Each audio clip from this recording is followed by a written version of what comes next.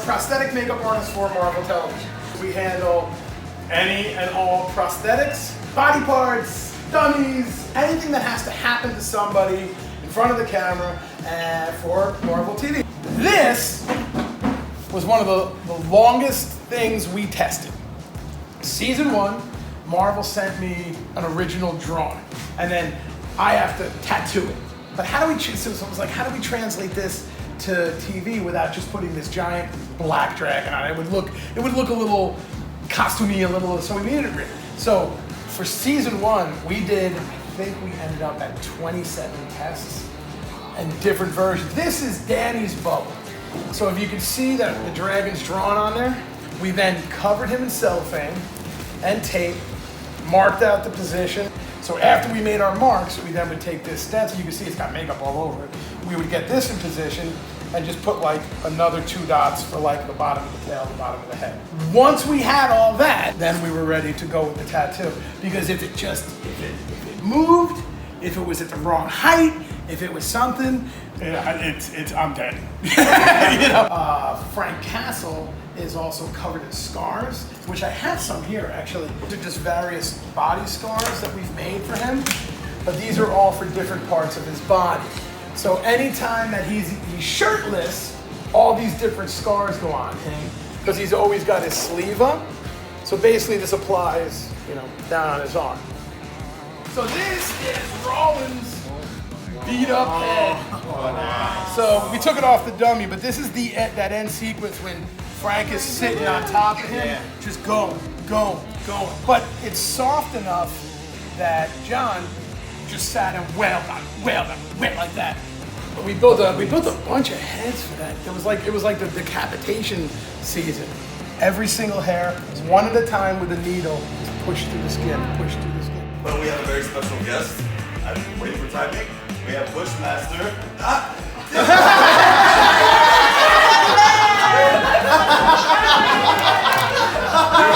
Mustafa Shakir, who plays Bushmaster from Luke Cage.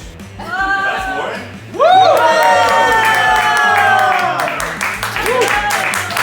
Hey guys, this is Chris and we have a special guest. What's up?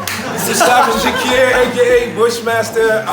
Big up, guys. Yeah. Yeah, that's right. That's how we doing it. What kind of character do you want to play that you haven't been? A romantic comedy, man. I'm always like villain dude. I'm like, you have no idea. I cook. You know what I'm saying? I like jazz. I got a cute puppy.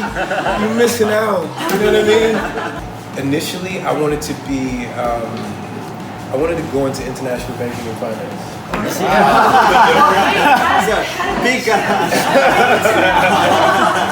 It's still not over. It's still not over. A good indication of how I was on set is like we had during episode 12, I took out my little Wi-Fi speaker and I was playing something, just walking in, and like in 10 minutes we just had a dance party in the back.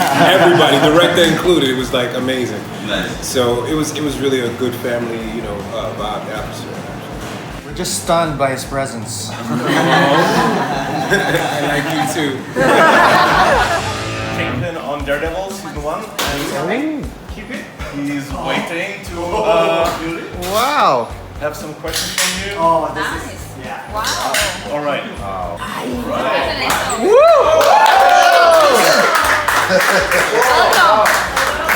Hello. Hey guys, we have another awesome guest. Hi, I'm Vincent D'Onofrio.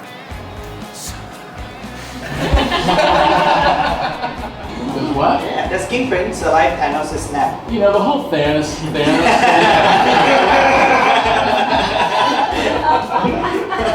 I got nothing good to say about that guy. Kingpin I saw in the Spider-Man comics. I used to watch the 90s show, the animated show. I saw the Daredevil movie. Forgot about it.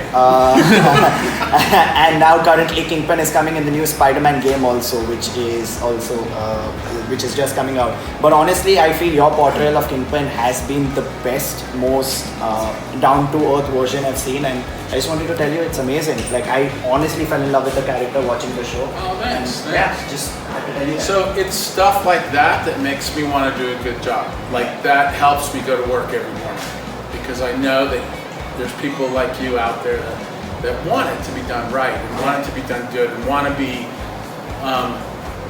that you want your thirst for it quenched, but you also want to see something that you didn't think of. Yeah. And so that's my job, and I don't hear that often, and I appreciate it very much. I'll tell you, the truth is, the first season I did mostly all my stunts. The third season I did as little as possible. You know, stunts have become an art form in these kinds of shows. These guys are incredible athletes.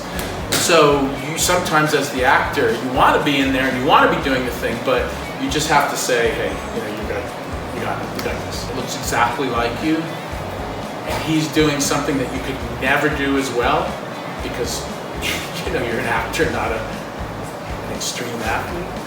Then you have to let them do it. Sometimes, you know, I can't even tell.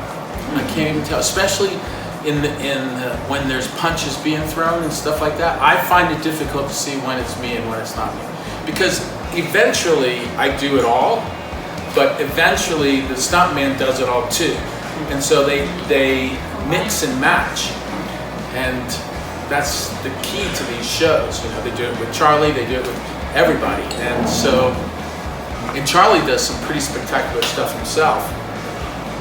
So it's hard to tell, even when I watch it, who's me and who's not me.